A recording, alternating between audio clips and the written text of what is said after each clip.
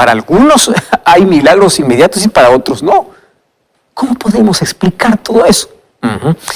Eso hablaremos hoy en este programa. En el programa anterior, nosotros hablamos sobre cómo este mundo estaría envuelto en mentira y confusión antes de la venida de Jesús. Y sabes que Satanás usará todas sus estrategias para llevar al ser humano por el camino del error y apartarlo de la verdad. ¿Qué es la verdad? Jesús dice, yo soy el camino y la verdad y la vida. Juan 17:17 dice, santifícalos en tu verdad, tu palabra es verdad. O sea, Satanás lo que quiere separarte es de la palabra y de tus ojos en Jesús. Quiere que tú te fijes en una placa, en una iglesia, en un líder, en un pastor, no en Jesús. Quiere que tú obedezcas lo que alguien dice, no la palabra de Dios. Entonces Satanás va a inventar muchos milagros inclusive para desviarte de Jesús y de su palabra. Y yo quiero leer contigo un texto bíblico que está en Apocalipsis capítulo 12, versículo 12. Presta mucha atención aquí, dice así, por lo cual alegraos cielos y los que moráis en ellos, pero ay de los moradores de la tierra y del mar, porque el diablo ha descendido a vosotros con gran ira, sabiendo que tiene poco tiempo. ¿Estás entendiendo? El diablo ha descendido con ira, y mientras menos tiempo tiene, más ira tiene. El diablo ha descendido con grande ira y tiene una grande estrategia. Una estrategia para poder engañar a la humanidad. Su estrategia es sutil, porque él puede manifestar su poder para probar que él tiene razón.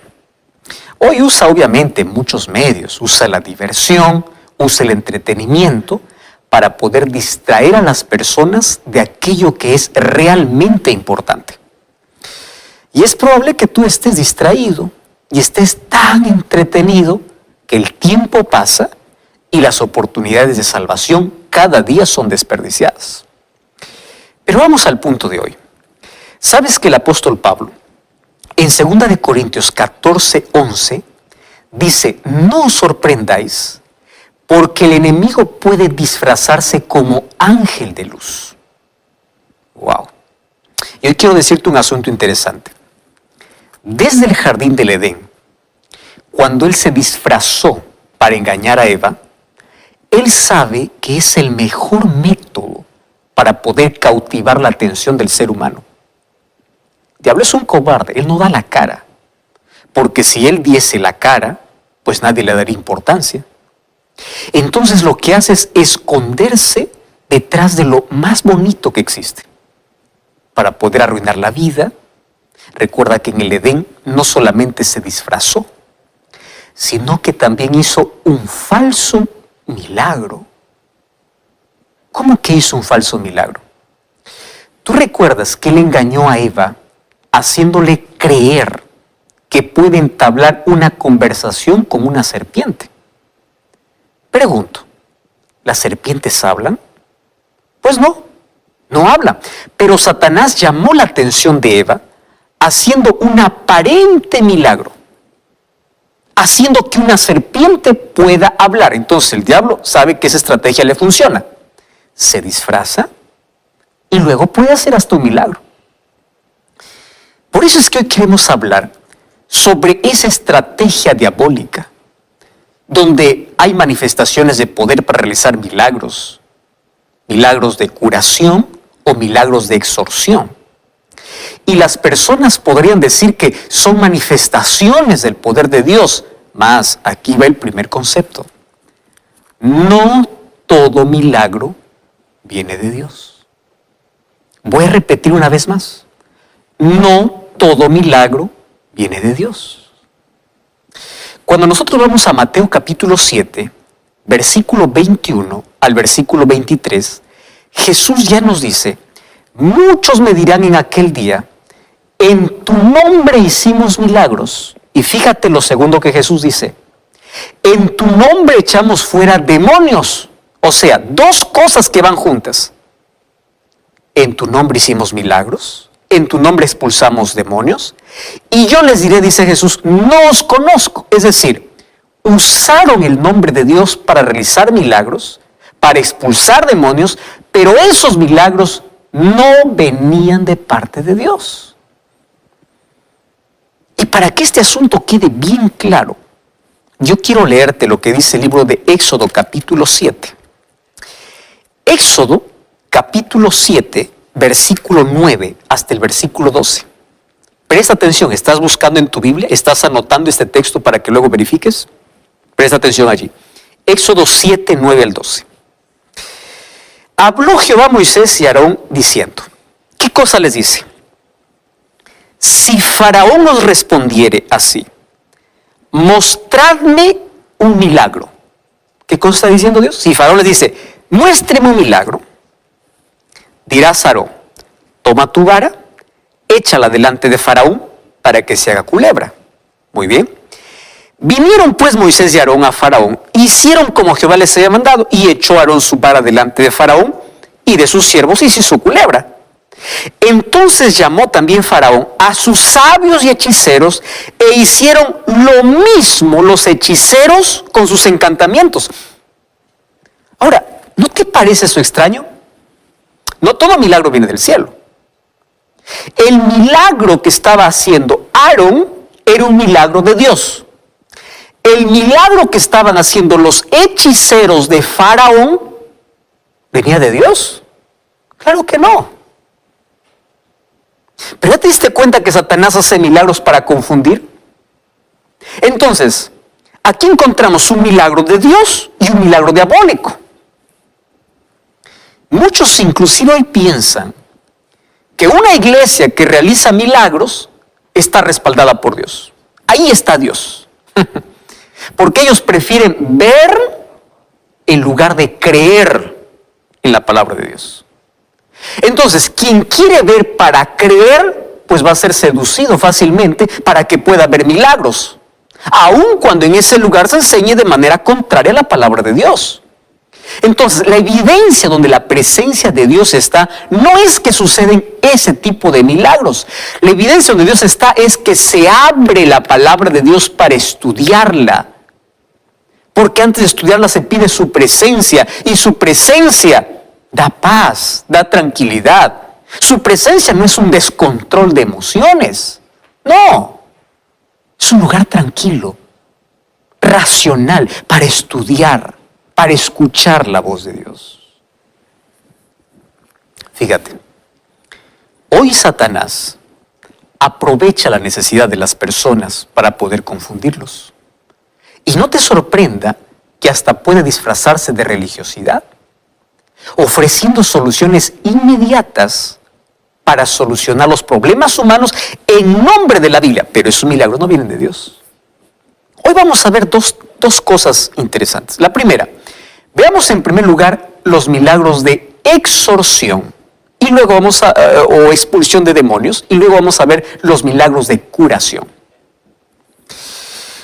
Una de las manifestaciones más dramáticas del poder del enemigo es la posesión.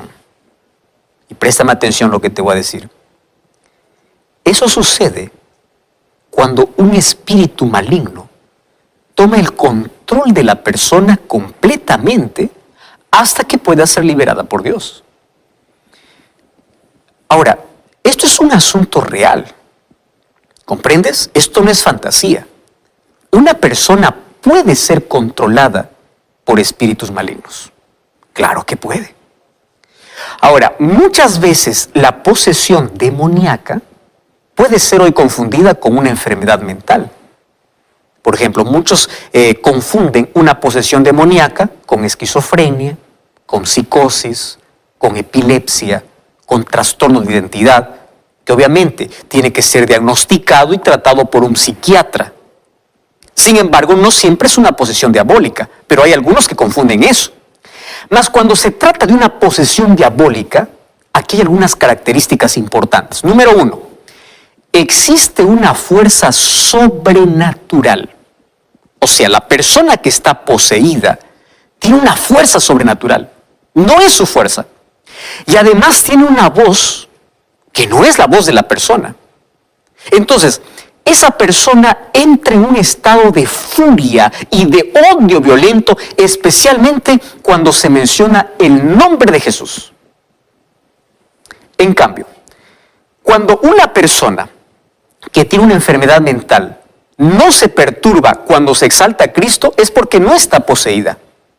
¿Entiendes? Entonces, ¿cómo yo puedo identificar a alguien que está poseído por el demonio? Una persona poseída por Satanás se descontrola, por ejemplo, cuando se canta un himno, cuando se lee la Biblia, cuando se menciona el nombre de Jesús. Ahí está clara la diferencia. Ahora, ¿quién está sujeto a este tipo de situación? ¿Sabes que el enemigo no puede dominar a todas las personas? No puede.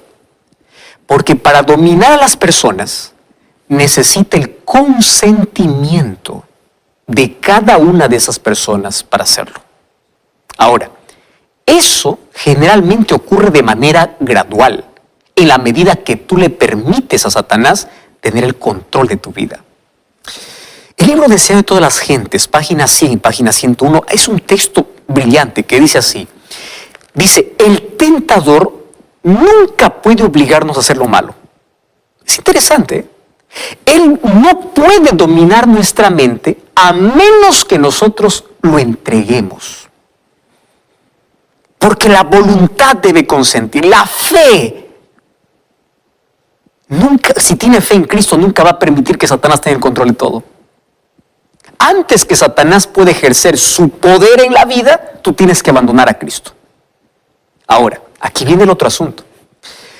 Todo deseo pecaminoso que tú acaricias en tu vida, sí es un punto de apoyo para que Satanás tome control. O sea, todo detalle en que nos dejamos alcanzar por Satanás o dejamos una puerta abierta para que Satanás pueda entrar, él aprovecha para poder destruirnos. Y aquí viene lo triste, ¿verdad? Porque nuestro mundo hoy está apartándose de manera progresiva de las normas divinas, de una vida correcta y de una vida íntegra.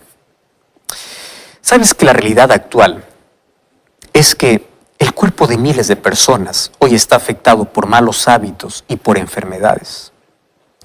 La mente queda debilitada por el relativismo, por las filosofías destructivas. Y por otra parte, la religiosidad vacía termina siendo dominada por los malos deseos y el culto al sensacionalismo. Y claro, si tú juntas todo esto, estas son condiciones favorables para que el poder de las tinieblas alcance su objetivo de tener control sobre las personas. Por eso aquí va un consejo. Nunca permitas que Satanás tenga dominio. Porque puede ser que en un momento, cuando tú le permites tanto, él pueda tener dominio completo de tu voluntad, de tu vida. Entonces, ¿cómo yo no le permito? Saca de tu vida aquello que crees que te está dominando y te está apartando de Dios. No des lugar al enemigo. De esa manera, el enemigo no tiene más dominio en tu vida. Y si a eso tú añades oración y ayuno, pues la victoria está completa. Satanás no tiene más poder sobre tu vida. Pero vamos ahora al asunto que nos lleva al tema de hoy. Es posible que hoy haya cultos de expulsión de demonios, expulsión de espíritus malignos. Ahora, con mucha tristeza puedo decir que muchas de esas cosas son teatros armados. Y eso está comprobado. Todo es armado antes. Para que tú no confundas, yo sí creo en el exorcismo, porque el exorcismo hacía parte del ministerio de Jesús en la tierra. Yo no estoy negando eso. Recuerda que durante su ministerio, Jesús libertó a cautivos espirituales y a personas que estaban aprisionadas por años. Tú puedes ver que los evangelios registran por lo menos 7 milagros donde Jesús libertó a personas endemoniadas. O sea, yo creo en que una persona puede ser poseída y yo creo en el poder de la exorción. Ahora, Jesús, ante esas personas endemoniadas, hizo evidente su soberanía y su poder sobre todo, inclusive sobre los espíritus malignos.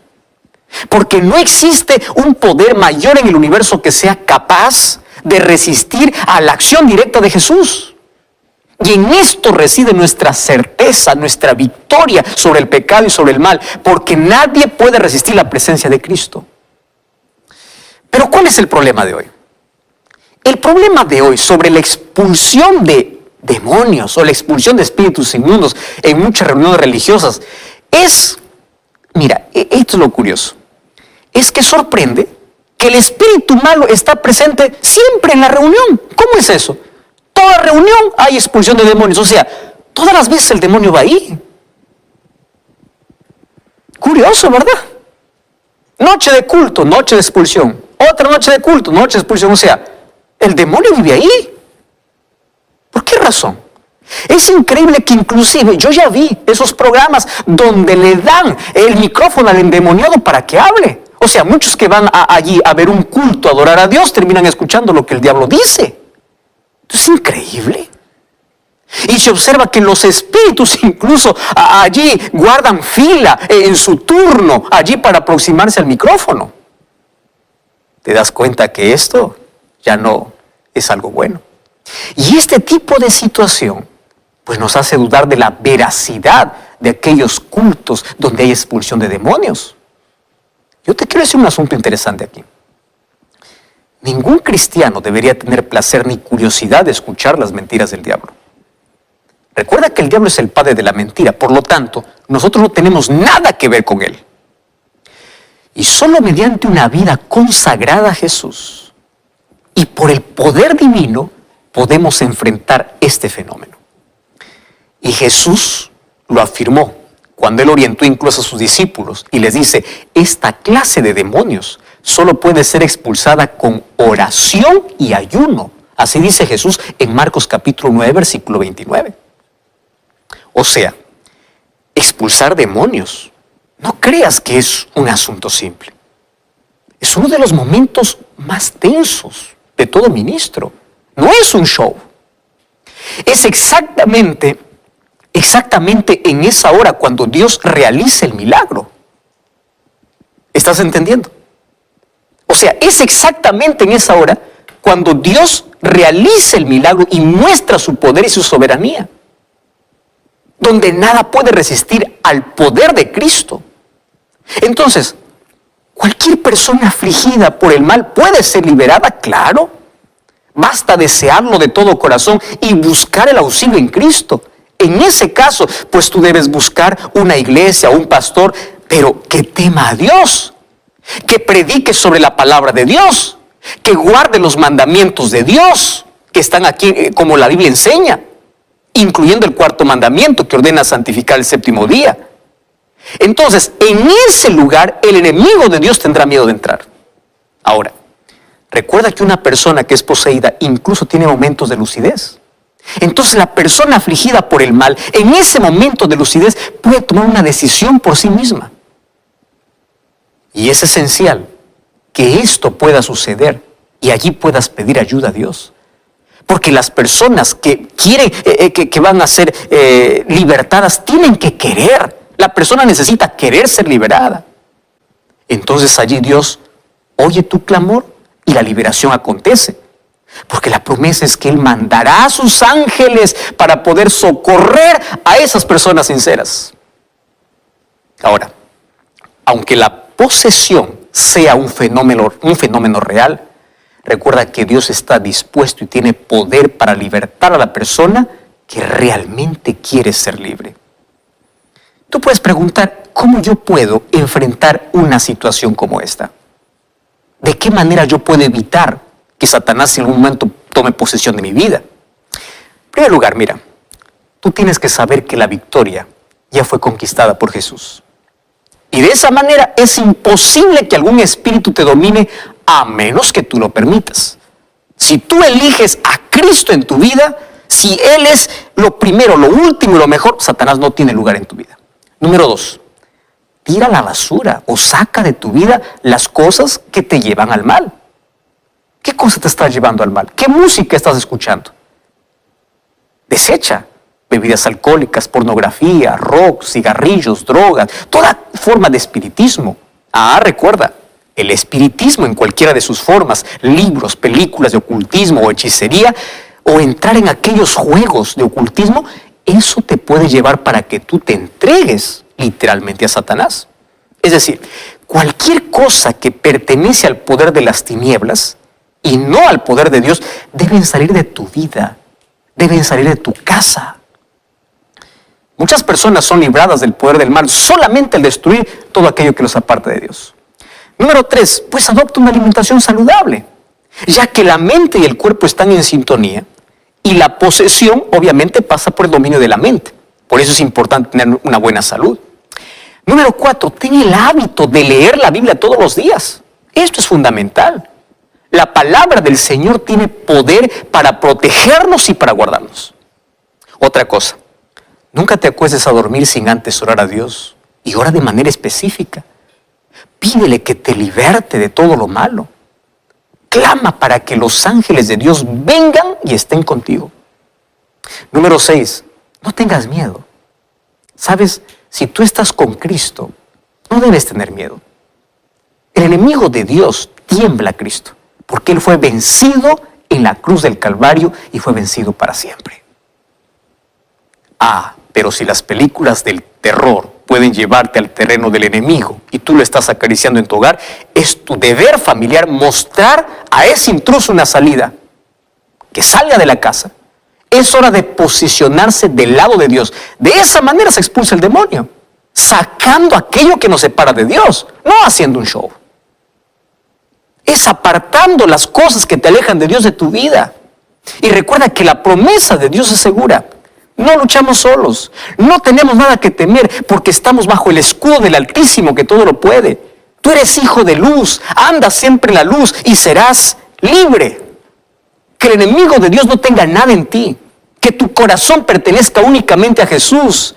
Y ten en mente lo que el apóstol Santiago dice: sométanse a Dios, resistan al diablo y él huirá de vosotros, pero sométete a Dios.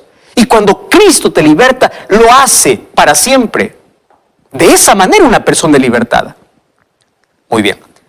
Ahora veamos el segundo engaño, que son los milagros de curación. Mucha gente va a una iglesia no porque quiere tener un encuentro con Dios, no porque quiere salvación, no porque desea un cambio en su vida, apenas quiere un milagro de curación y prosperidad financiera. ¿Es verdad o no es verdad? Y Satanás es tan astuto. Él conoce tus luchas, tus problemas, tu dolor, porque Él provoca el sufrimiento en el mundo. Entonces Él puede mostrarte un camino donde haya promesas de solución inmediata e inclusive puede realizar milagros. Y hoy hay mucha gente que no busca a Dios, solo busca un milagro de Dios, pero no quiere a Dios. ¿Qué cosa es un milagro entonces? Milagro. Un milagro es quebrar las leyes naturales para que suceda algo extraordinario. Yo te quiero decir que Dios puede hacer milagros, porque Él tiene poder. Pero ojo lo que te voy a decir ahora. Dios hace milagros cuando Él quiere, con quien Él quiere y como Él quiere. No porque yo lo ordeno, no, sino porque en su soberana voluntad lo permite. ¿Entiende la diferencia? De aquellos que dicen, yo ordeno. Espera un momento. Los milagros acontecen no cuando yo ordeno, cuando Dios quiere. Cuando Jesús estuvo aquí en la tierra, la Biblia dice que resucitó solo a 3 personas: la hija de Jairo, el hijo de la viuda de Naín y a Lázaro. ¿Cuántos muertos había? Muchísimos, pero resucitó 3. Cuando Jesús resucitó, dice la Biblia que fueron resucitadas primicias, que no sabemos quiénes fueron. Ahora, hubieron muchos muertos, pero solo resucitó 3. ¿Ya te diste cuenta por qué? Los milagros suceden cuando Dios quiere, no cuando yo quiero. Cuando Jesús entró al estanque de Betesda, en ese estanque había muchos enfermos, pero apenas sanó a uno que estaba 38 años enfermo. O sea, el resto continuó enfermo. Solo sanó a uno. Entonces, querido, no existe un texto bíblico donde Dios te prometa librar de todo sufrimiento, cada vez que tú digas en el nombre de Jesús y ya eres libre y ya eres sano. No, no existe. Dios te prometió su presencia en todo momento y su presencia te daría la fortaleza necesaria para llevar ese dolor que en su soberanía Él no va a actuar, Él no va a hacer ningún milagro como tú esperas. Y Jesús dijo, en el mundo tendréis aflicción. No dijo todo el que sufre vaya a una iglesia porque ahí va a ser curado. No, dijo en el mundo tendréis aflicción. Mientras estamos en la tierra, el dolor va a tocar tu vida. A veces Dios va a hacer un milagro, otras veces no. Pero yo debo seguir confiando en Dios. ¿Recuerdas los 3 amigos de Daniel? Cuando respondieron a Nabucodonosor, no vamos a arrodillarnos delante de la estatua que tú has levantado. Y le dijeron así, nuestro Dios nos librará, pero si Él no nos libra, aún así no adoraremos tu estatua. Eso es fe. Yo creo que Dios puede hacer un milagro. Pero si Dios no lo hace, yo sigo confiando en Él. Dios tiene poder, claro que sí. Pero si no lo hace como yo pido, yo seguiré confiando en Dios. Mira la experiencia de los discípulos de Jesús. ¿Tú sabes cómo murieron ellos? Todos murieron en las peores circunstancias, pero fueron fieles hasta el fin. Pedro murió crucificado cabeza para abajo. Santiago murió decapitado. ¿Recuerdas que a Juan le colocaron en un perol de aceite hirviendo y después lo llevaron para Patmos? ¿Recuerdas de Juan el Bautista? Le cortaron la cabeza. Porque en el mundo tendremos aflicción. Dios no evitó el sufrimiento de ellos. En su soberanía voluntad permitió. Pero nunca les faltó la presencia de Dios. Porque Dios los acompañó en medio de su sufrimiento hasta el final. Cuando repasamos la historia en la Edad Media, miles de cristianos murieron en la hoguera siendo quemados vivos. ¿Por qué Dios no hizo un milagro? ¿Por qué? Pero Dios los acompañó hasta el final. Entonces, ¿de dónde salió la idea de vengan todos los enfermos y en el nombre de Jesús todos dejarán de sufrir? Tu sufrimiento acabará, pare de sufrir. ¿De dónde salió eso? Cuando yo voy para la Biblia, en el libro de 2 de Corintios, préstame atención, mira este texto. 2 de Corintios, capítulo 12, versículo 7 hasta el versículo 9. Mira lo que la palabra dice. Dice, y para la grandeza de las revelaciones, para que no me exaltase, me fue dado un aguijón en mi carne, un mensajero de Satanás. Por lo cual he rogado al Señor que lo quite de mí, y Él me ha dicho, bástate mi gracia, mi poder se perfecciona en la debilidad. El apóstol Pablo sufría algún problema físico, y él se fue a Jesús diciendo, quite este aguijón de mi carne. No sé si era un problema de salud que le atormentaba, no lo sé, pero ¿qué cosa le dice Dios? No. ¿Estás entendiendo? Él dice, mi poder se perfecciona en la debilidad. Ahora, Pablo por eso dio la espalda a Dios. No, continuó sirviendo a Dios. Ahora préstame atención aquí. Dios puede hacer milagros, claro. Claro que puede hacer. Pero no cuando yo ordene. ¿Comprendes?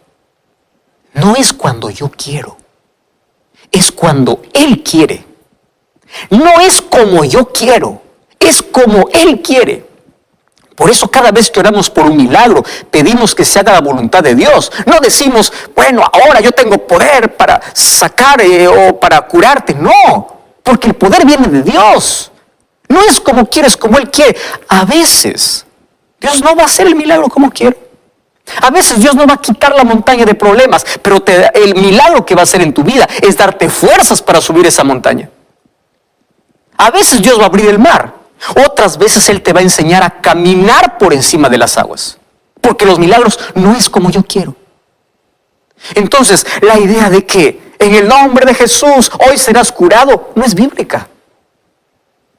Claro que Dios prometió su poder, y en el nombre de Jesús pueden ser curados personas, sí.